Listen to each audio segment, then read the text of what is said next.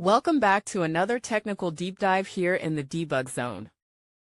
Today we're tackling a big question and breaking it down with insights from other users. Hopefully this clears up some misconceptions and helps you get the answer you need. So buckle up, stay a little curious, and let's jump right in.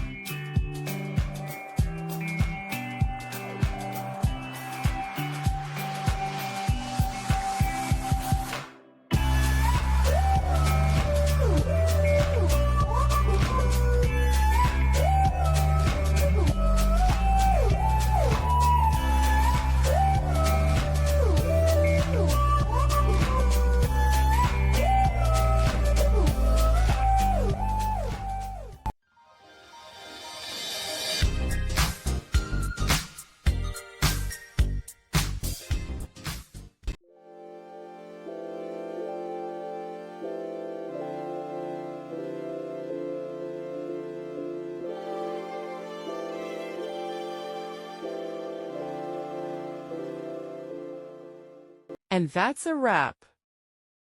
I hope you found the answer you were looking for. If you did, take a second to hit that subscribe button. It really helps out. And let me know in the comments which solution worked best for you. See you next time in the debug zone.